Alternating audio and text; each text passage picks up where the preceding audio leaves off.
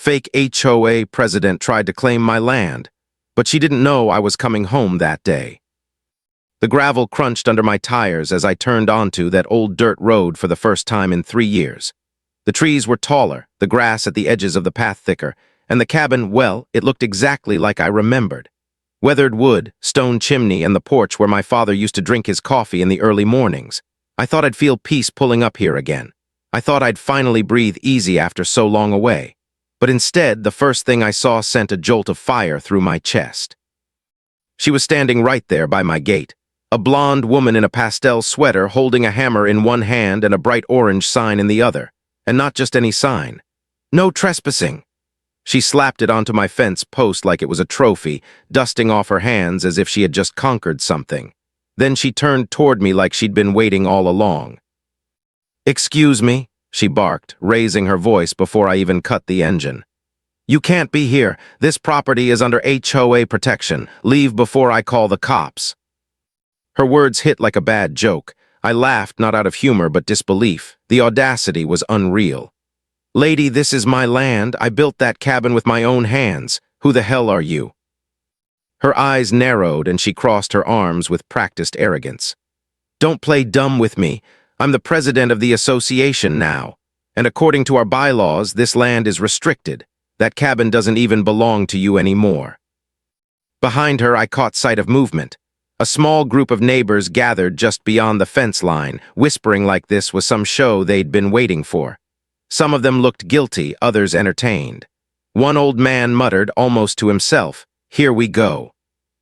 I pushed open my truck door, my boots sinking into the gravel with a crunch. I walked forward slowly, the smell of dust and pine needles thick in the air. "You put signs on my property without my permission." She smirked. "Your permission? Sweetheart, you don't get a say anymore. You abandoned this place. I've been the one keeping it under control, and if you don't leave, I'll make sure law enforcement drags you off." The burn in my chest deepened, anger curling like smoke in my lungs. But I didn't explode. Instead, I just leaned in close enough for the words to land sharp. "Call them. Let's see what happens when the real owner answers the door."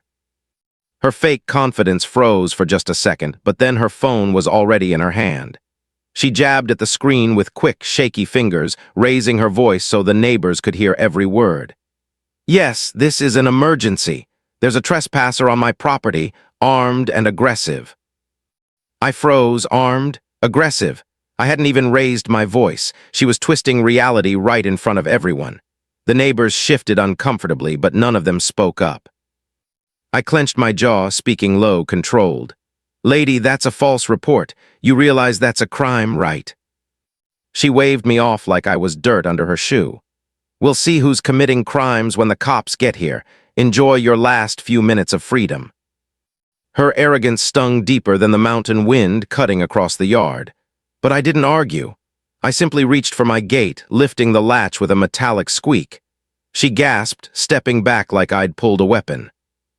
"What do you think you're doing?" she screeched. "Going home," I said simply. I walked past the cheap wooden signs she'd nailed up. They looked ridiculous against the old cedar posts I'd planted years ago with my father. Every sign screamed her name, not mine. The crowd parted as I moved forward, eyes following me like I was an intruder in my own story. My hands itched to rip down every one of those signs, but I held back. Not yet. I wanted witnesses when the truth came out. Her footsteps pounded behind me. "You can't ignore me. This isn't your cabin anymore. The HOA seized it legally." I stopped at the base of the porch steps, turning slowly to face her. "Funny thing about the law," I said, locking eyes with her. "It actually works better when you tell the truth." And that's when I heard it, a faint siren in the distance, cutting through the stillness of the valley. It echoed off the trees, growing louder with every second. Karen, though I didn't know her name yet, she already felt like a Karen, straightened her shoulders like she had summoned the cavalry. The sheriff's cruiser rolled up the gravel road, crunching to a halt just beyond the gate. She waved her arms frantically.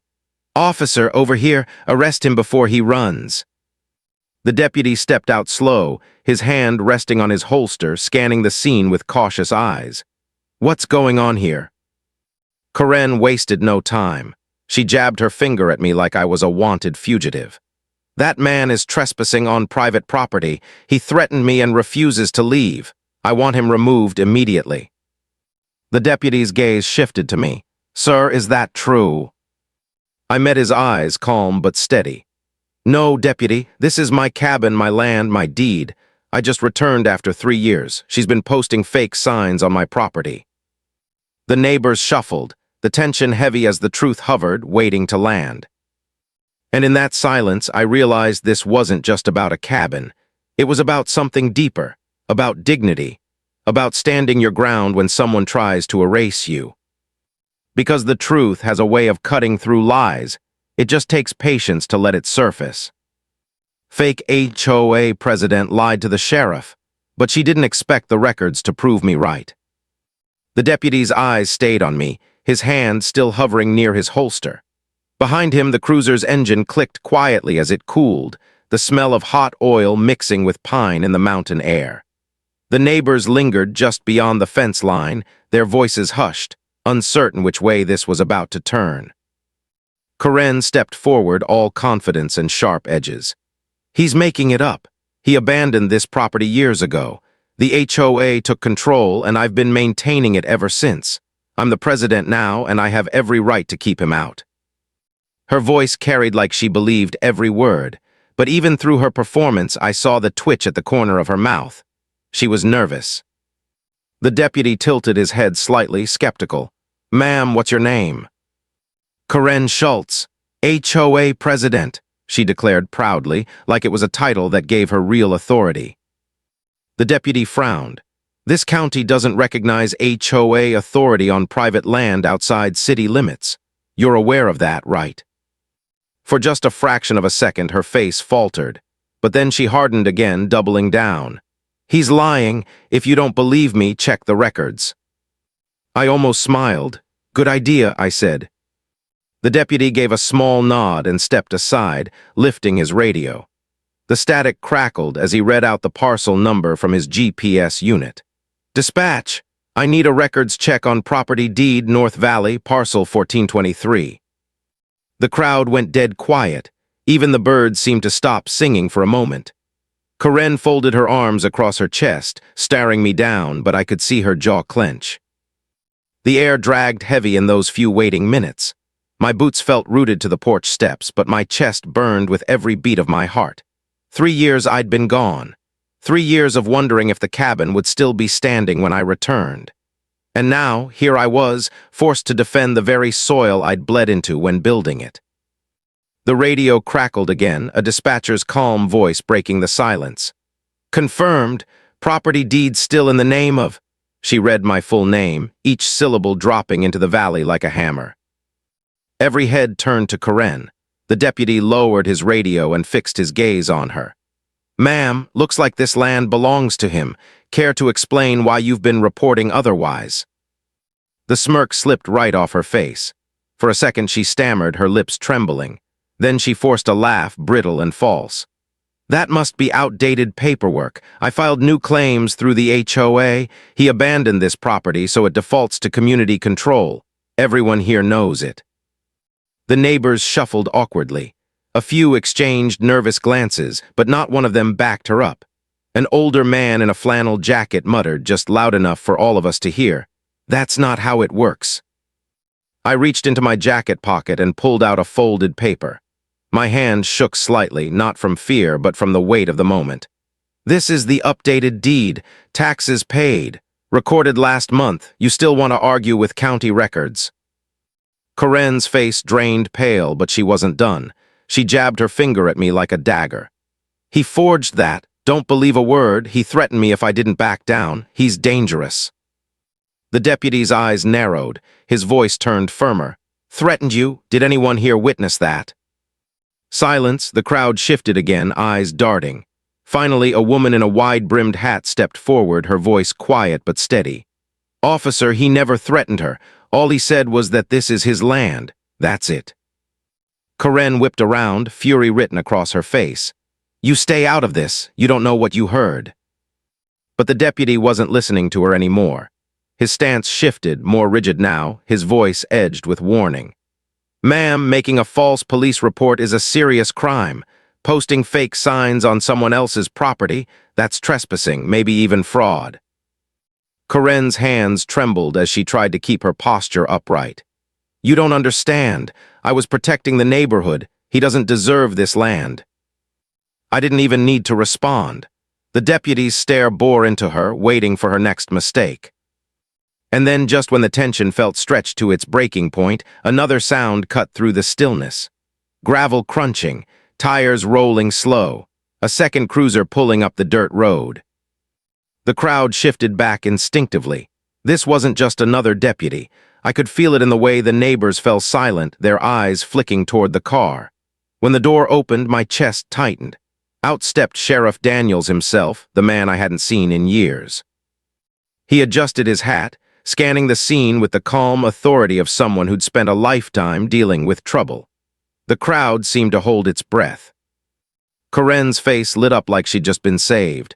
She rushed forward, her voice shrill with triumph. "Sheriff, thank God you're here. Arrest this man immediately. He broke into my property and tried to intimidate me. I'm the HOA president and I demand protection." But the sheriff didn't even look at her.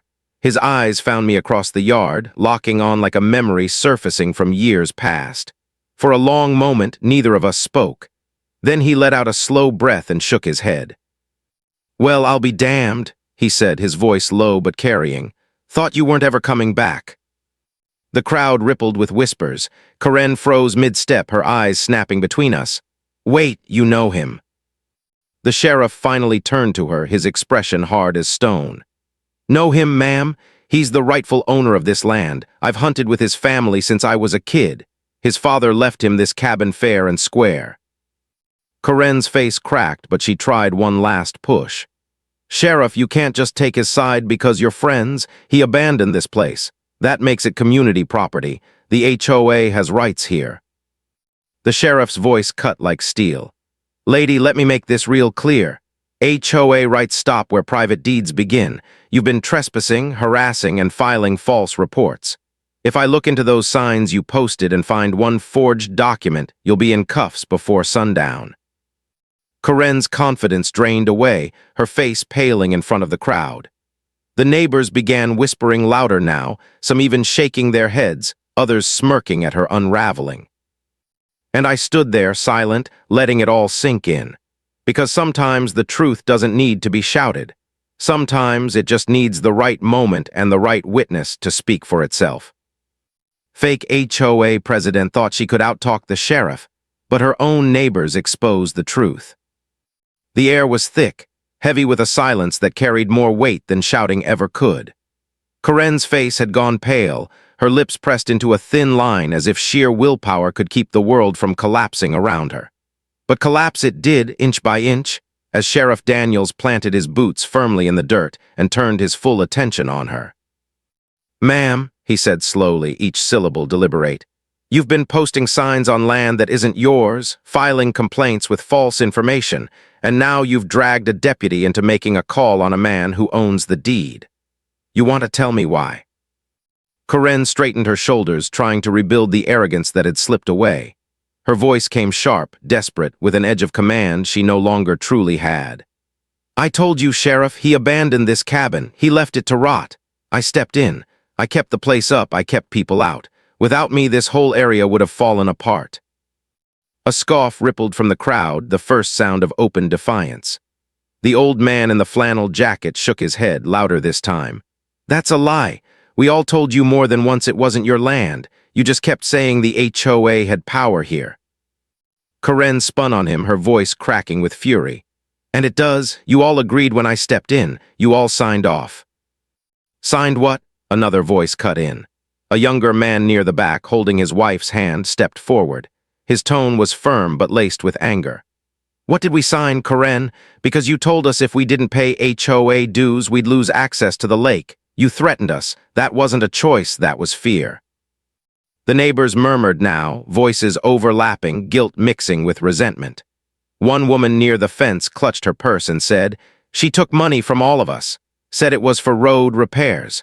Said the county would fine us if we didn't chip in." Sheriff Daniels raised a brow and looked back at Corinne. Is that true? Her face flushed red, but she tried to spin it. I did what I had to. Somebody had to take charge. Somebody had to keep this neighborhood respectable.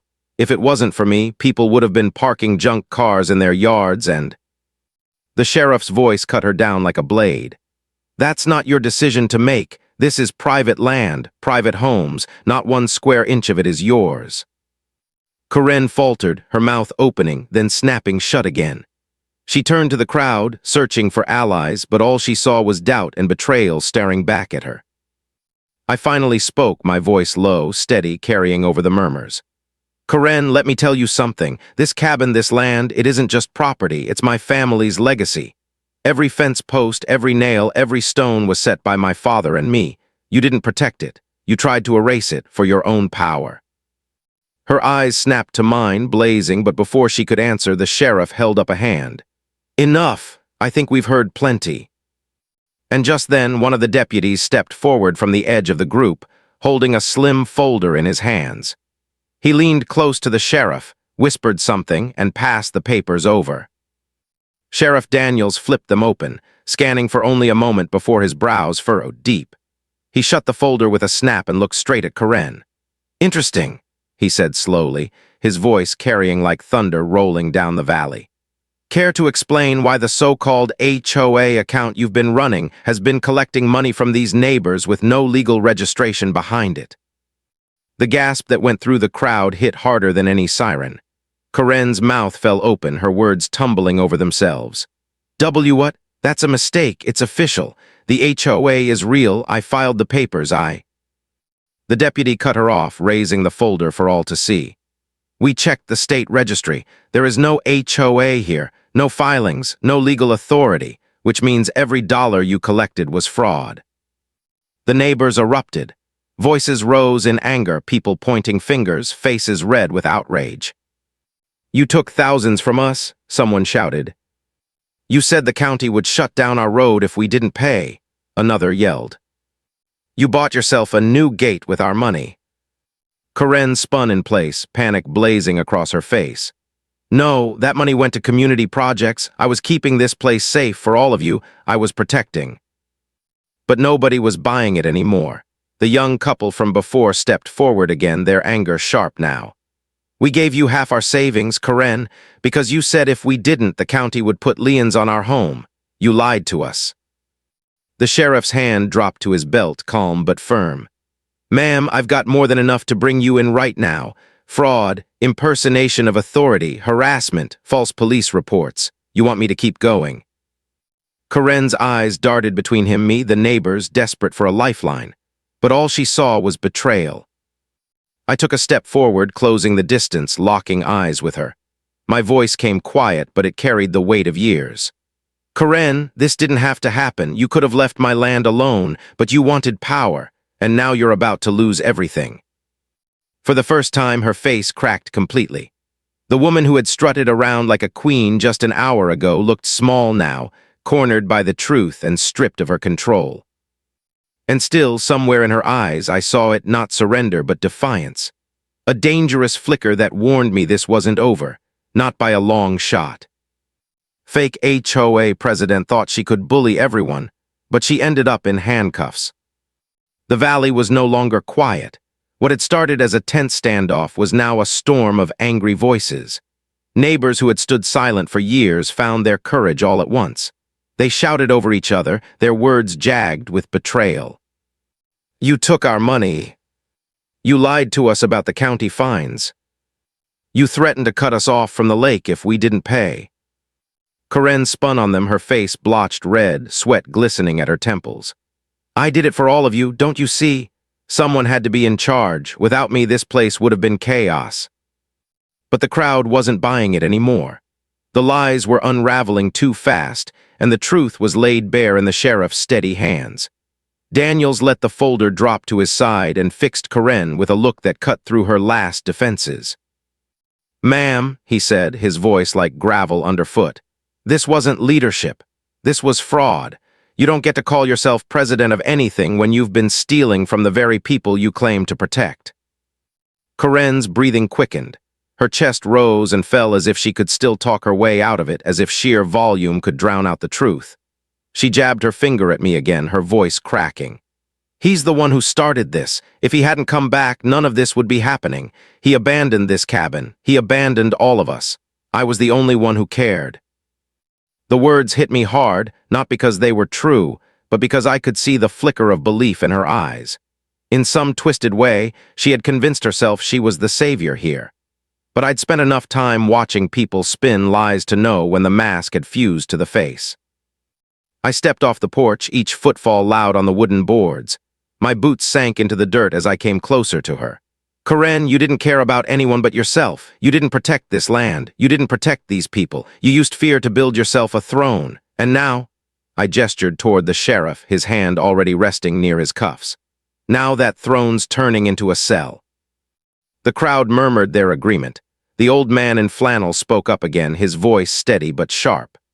We told you plenty of times this wasn't your land. You laughed in our faces. You said you'd fine us. You bullied us into paying. Well, not anymore. Karen's eyes darted between them, panic flickering. No, you all wanted me to lead. You begged me to take control. But the younger couple shook their heads, their voices firm. No, Karen, you tricked us, you threatened us. That's not leadership, that's theft.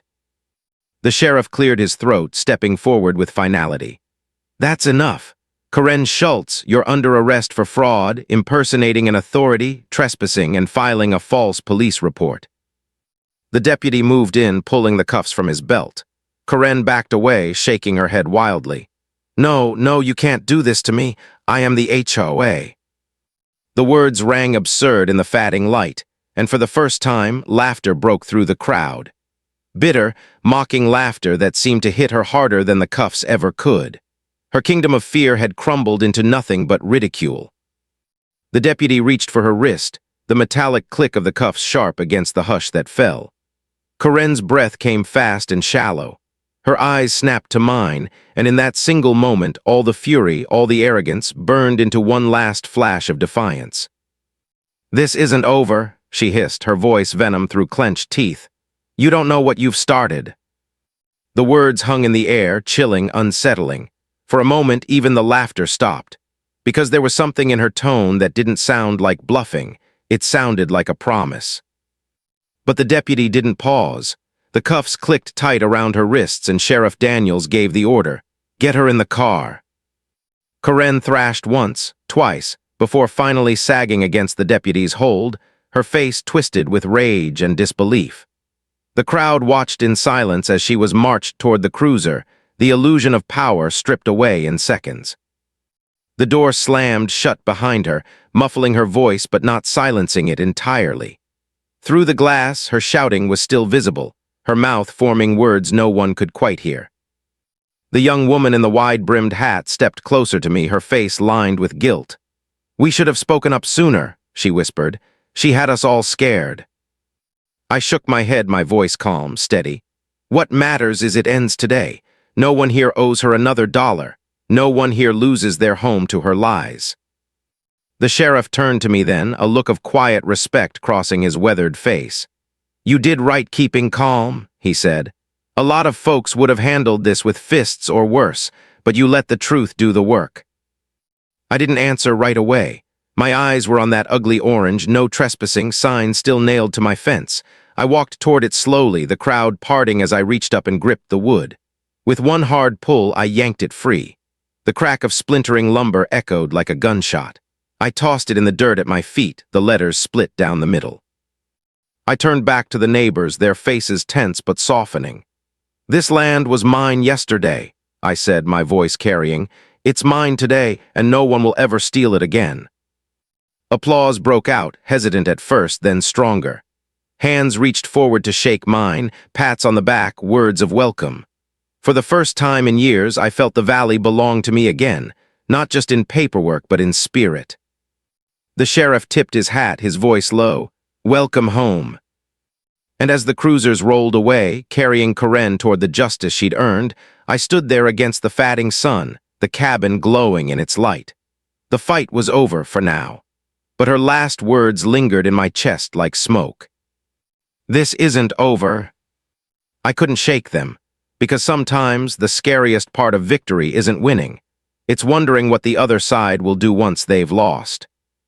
Fake HOA president was taken away, but what we discovered next was even worse. The cruiser's tail lights disappeared down the dirt road, their glow swallowed by the trees. The crowd lingered, scattered across the fence line as if no one was sure whether it was really over. For years, Karen had barked orders at them, held fake authority over their homes, and now she was gone in a matter of minutes. Gone but not forgotten. The neighbors didn't leave. They stayed restless, their voices a low murmur of guilt and anger. An unease hung in the air like a storm waiting to break. The old man in flannel finally stepped forward, rubbing a hand across his weathered face. His voice was steady but heavy with regret. I should have stood up to her. She told me more than once that if I didn't keep my lawn to code, she'd fine me. Said the HOA could put a lien on my house. I knew it wasn't true, but I didn't want the trouble, so I just went along with it. Others chimed in, one after the other. She charged us fees for road repairs, but the roads never got fixed. She told us we'd lose lake access if we didn't pay dues. She made us buy permits for our own sheds. Every story cut deeper, a map of quiet suffering etched across the group. Sheriff Daniels listened without interruption, his arms crossed, his face carved into stone. When the voices finally died down, he nodded once. That's what I thought. He motioned to his deputy, who still held the slim folder. Show them. The deputy opened it, pulling out a handful of papers. They weren't official documents, not even close. Cheap printouts with Karen's name at the bottom, stamped with a fake HOA logo she must have designed on her computer. He held them high so everyone could see. Not one of these filings exists in the county registry, the deputy said. Not one. This was all smoke and mirrors. She set up a bank account under the name of an association that doesn't legally exist and funneled your payments straight into it. The crowd erupted again, voices sharp with anger. She stole thousands. My husband and I nearly sold our camper to keep paying those dues. She told us the sheriff's office backed her rules. That last one made Daniels raise his head fast. His voice cracked like a whip. She what? The woman who spoke shrank under the sheriff's glare. She told us that if we didn't follow her rules, she'd call your office. Said you? Enforce it. That's why no one questioned her. We thought you were behind it. The sheriff's jaw tightened. His eyes darkened with something heavier than anger, betrayal. He turned to me briefly, shaking his head, then looked back at the crowd. Let me set the record straight. This office doesn't enforce HOA rules, never has. What she did wasn't authority, it was intimidation. She used my name to scare you. The crowd murmured, shame rippling across their faces. Some avoided eye contact, others shifted their weight like they wanted to disappear. That's when I spoke, not as an accuser, but as someone who understood what fear could do to good people. She had you scared, I get it. That's what people like her do, they make you believe the fight isn't worth it. But the thing is, once you stand up to them, their power disappears. Every single time. The silence that followed was heavier than before, but it wasn't fear anymore. It was realization. It was anger beginning to turn toward resolve. One neighbor, a younger man with dirt-stained boots, stepped forward. Sheriff, are we getting any of that money back? Daniels exhaled, his hand rubbing the brim of his hat. We'll do what we can, but if she spent it, it'll be up to the courts to sort out. Either way, she's facing charges. You've got my word. A woman folded her arms, her voice sharp. She made us believe she was untouchable. We were fools. I shook my head. No, you weren't fools. You were neighbors trying to keep peace. That's what she took advantage of. But as I said it, her last words echoed in my chest again. This isn't over. Because a person like Karen doesn't just fold up and vanish. She built her entire identity on being in charge. And people like that don't forgive being exposed or dethroned. The sheriff seemed to feel the same weight. He stepped closer to me, lowering his voice so only I could hear. Keep your eyes open. Folks like her, they don't take humiliation well. I nodded, scanning the neighbors' faces. Most were still reeling, but a few already showed signs of hope that the nightmare was finally behind them.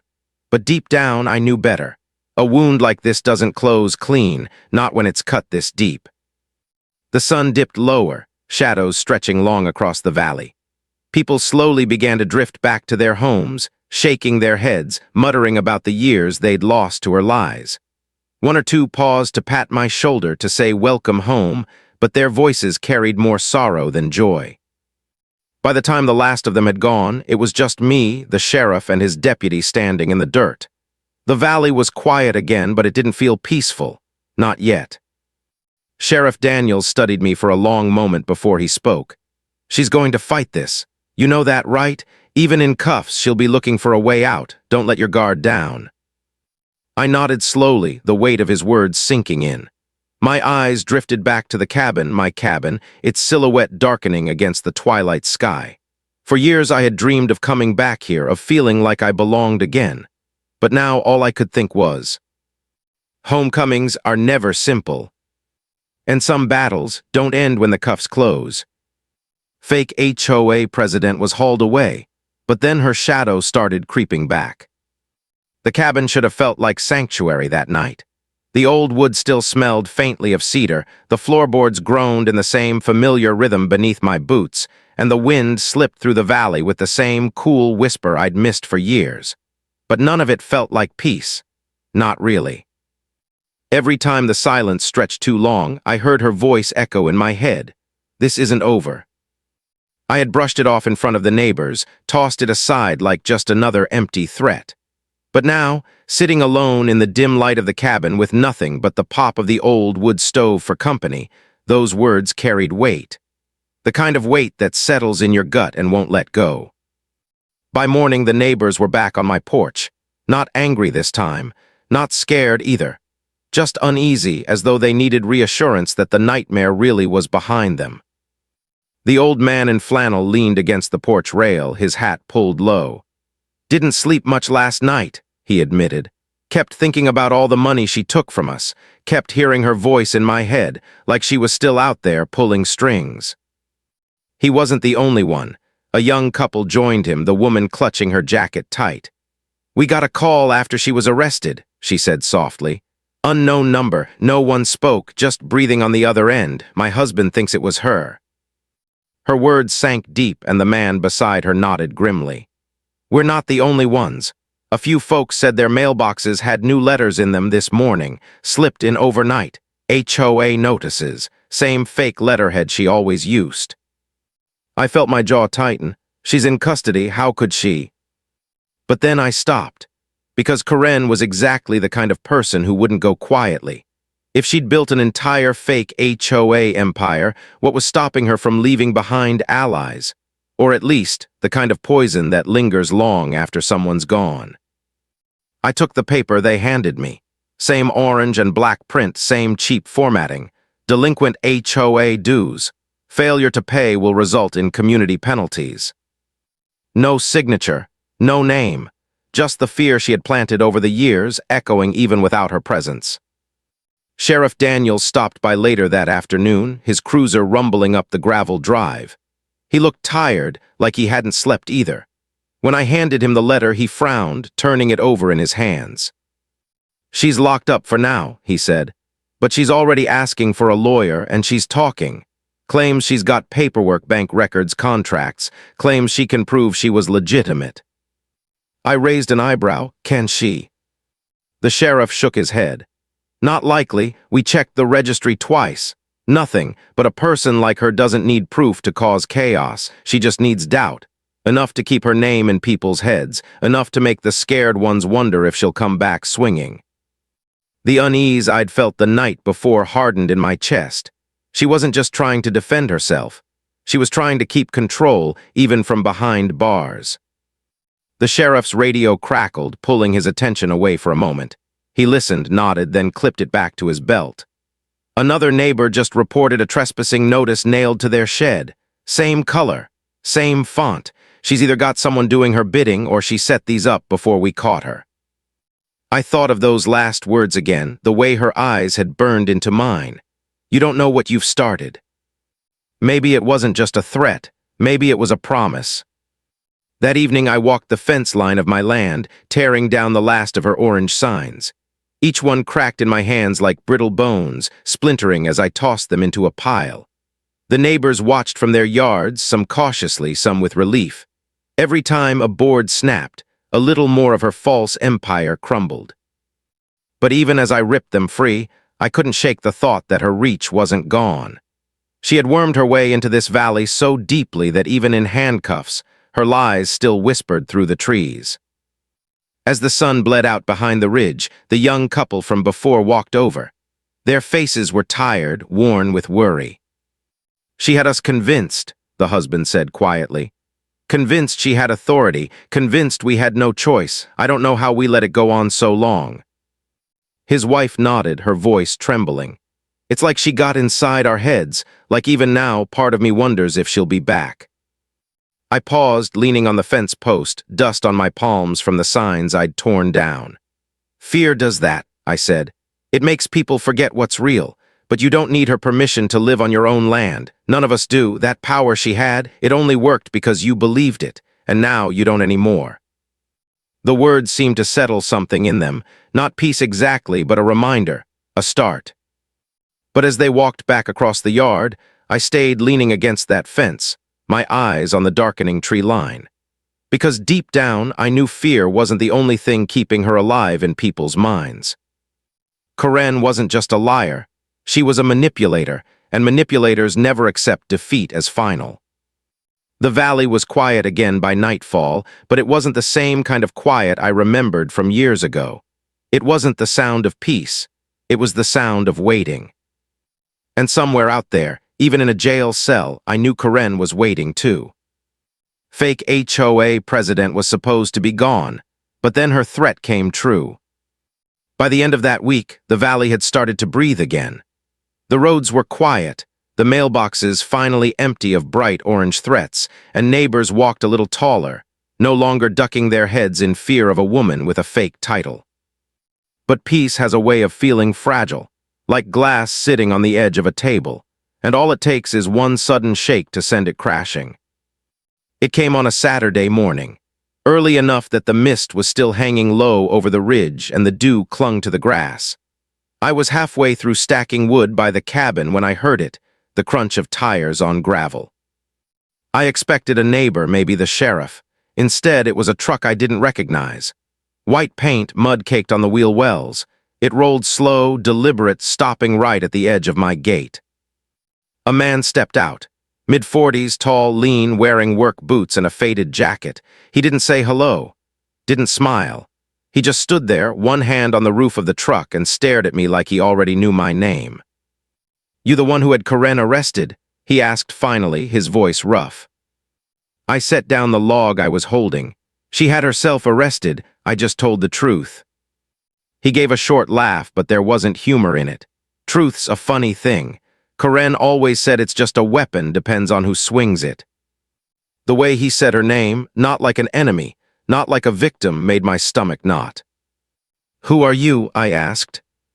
He smirked, tilting his head like I'd just told a joke.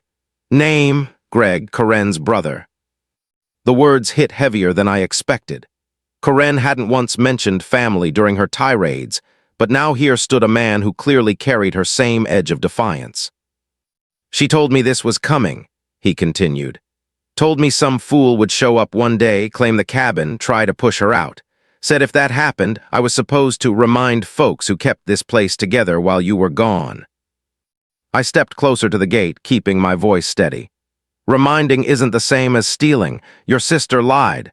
She built a fake HOA to scare people. She took their money." Greg's eyes hardened.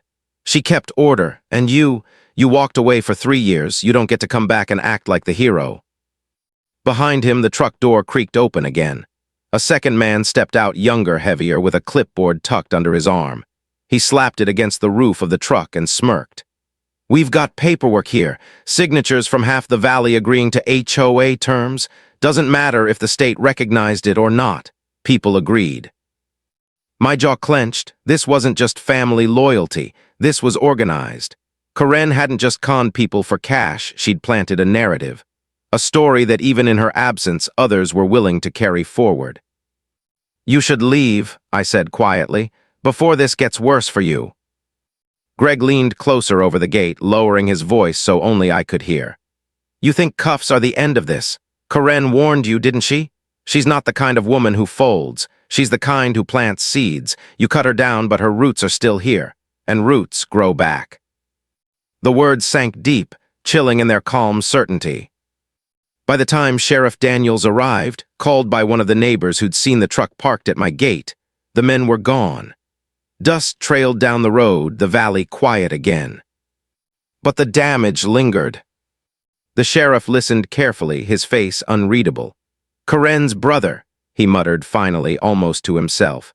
"I should have figured she wasn't working alone. Makes sense now how she kept all this running for so long." I handed him the copy of the so-called paperwork Greg had left on the gate post. It was nothing more than scraps of intimidation dressed up with fake authority, but it carried signatures. Dozens of them. Neighbors who'd been too scared to resist. Daniels rubbed his temple, sighing. "This is the kind of thing a slick lawyer can twist in court. Won't stand against state records, but it muddies the water. And that's all someone like Karen needs, doubt." The neighbors gathered again that evening, restless, whispering in clusters. Fear, once cracked, had started to creep back in. "What if her brother takes over?" someone asked. "What if she gets out and comes back here? What if the money's gone for good?" Their voices rose with the kind of panic that spreads like brushfire. And I realized something then. Karen didn't need to be standing in front of them anymore. Her power had always been built on fear, and fear was still alive in the valley. I stood in front of them, steady, firm. "Listen to me. This land, these homes, they don't belong to Karen. They don't belong to her brother. They belong to you. She can file fake papers, her family can knock on your doors, but none of it changes the truth. The law already proved it. Don't give her more power by letting fear back in." The crowd quieted, but their faces showed doubt. Trust takes time to rebuild, and fear is quicker than faith. When the sheriff left that night, he paused at my porch. His eyes were tired but sharp. "Her brother showing up like that? That wasn't by accident. He wanted you to know she's still pulling strings. Keep watch, because something tells me she's not done yet." As the cruiser's headlights disappeared into the dark, I sat on the porch steps, the chill of the mountain night sinking deep. The cabin loomed behind me, steady, unchanged, but for the first time it didn't feel untouchable. Her voice echoed again in the silence, as clear as the day she'd been cuffed. "This isn't over." And now I finally believed her. Fake HOA president thought she could haunt us, but the truth buried her power for good. The days that followed her brother's visit felt different. Not louder, not busier, just heavier. Every knock on a door, every set of headlights on the gravel road after dark made people tense. Karen might have been locked away, but her shadow still stretched across the valley. I spent those days fixing up the cabin, clearing brush, mending the old fence line, patching shingles on the porch roof. Work kept my hands busy, but my mind wandered back to her threat, over and over. This isn't over. The neighbors tried to shake it too. They waved more now, stopped to talk longer at the fence posts, but every conversation circled back to her. To what she'd done. To what might still come. It was as if the valley had been holding its breath for years, and no one was sure yet if it was safe to exhale. Then came the call. Sheriff Daniels showed up late one afternoon, his cruiser rolling slow up the dirt road, gravel crunching under his tires. He stepped out with a folder tucked under his arm and a look on his face that told me this wasn't a social call. "She's talking," he said without preamble. "Karen, down at the jail. She's spinning stories claiming she had a board of directors, that her HOA was legally registered under another name, that her brother was just enforcing rules in her absence." I leaned against the porch railing, folding my arms. "And people are listening." The sheriff exhaled through his nose. "Her lawyer's trying to make it stick. Says the signatures she collected prove she had consent. Says it was a voluntary association, not fraud." He opened the folder, flipping through a stack of papers. "Problem is, we've got bank records now. Transfers from her so-called HOA account straight into her personal checking. Clothing stores, restaurants, even a down payment on a vacation package." The anger that simmered in me wasn't hot anymore, it was cold. Precise. She hadn't just bullied the valley, she profited off every ounce of fear she spread. I took the papers from him, scanning the highlighted lines. So the truth's enough to bury her. It should be, he said. But fear's a powerful thing. Some of your neighbors are still shaken, still wondering if she'll find a way back. That night Daniels called a meeting, not at the county office, not at the courthouse. Right here in the valley under the wide sky with the neighbors gathered in a half circle around my porch. Lanterns flickered, throwing long shadows across the dirt. He laid it all out plain and steady, the fake filings, the fraudulent account, the thousands she pocketed under the guise of community dues. He held up receipts for her personal spending, the kind of evidence no spin could erase. She didn't protect you, the sheriff said, his voice carrying firm across the night air. She stole from you, she manipulated you, and she tried to use fear and my name to keep you quiet, but it ends here. The crowd was quiet for a moment, the weight of his words settling. Then the murmurs began, not whispers this time, but voices of anger, of resolve. She took our savings. She made us feel powerless. She'll never set foot here again. The younger couple stepped forward, holding each other's hands. We want her held accountable, the woman said firmly. Not just arrested, we want her charged, sentenced. We want our valley free of her shadow. The old man in flannel nodded, his voice rough but strong. She ruled by fear. That only works if we stay afraid, no more. And for the first time, I saw it, not just relief, but unity. These neighbors, who had been scattered under her control, were finally looking at each other instead of at the ground. The sheriff closed the folder, satisfied. Charges are filed, fraud, impersonation of authority, harassment. She's not walking away from this. The law caught up to her, and this time it's not letting go. I stepped forward then, meeting the eyes of every neighbor in turn. My voice was calm, but it carried. This land, this valley, it was never hers. She built a kingdom out of lies, but you gave her power by believing them. Tonight, that ends.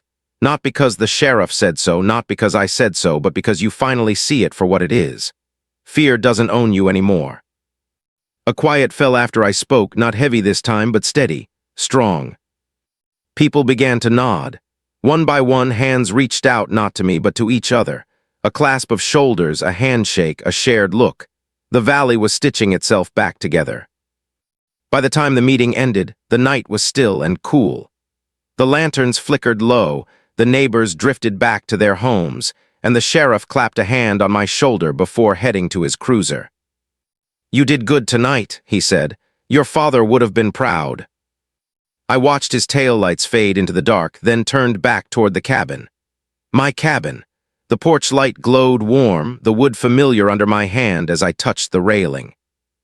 Corinne's last words still echoed somewhere in the back of my mind, but they didn't have the same sting anymore. Not after tonight, because fear only lives where truth is absent, and the truth was finally laid bare. I stood there until the stars thickened above the ridge, until the night swallowed the last of the day's noise. The fight was over. The valley was free. And as I finally stepped inside, the quiet of the cabin wrapped around me. Not the quiet of waiting, not the quiet of fear, but the quiet of peace. Sometimes home isn't just where you live. It's where you stand your ground. And in the end, dignity isn't about never being challenged. It's about refusing to let anyone take what's yours. The valley was mine again, and no one, not Corinne, not her brother, not anyone would ever steal it from me. You've heard this confession, now wait until you hear the next one, the truth that shatters everything you thought you knew.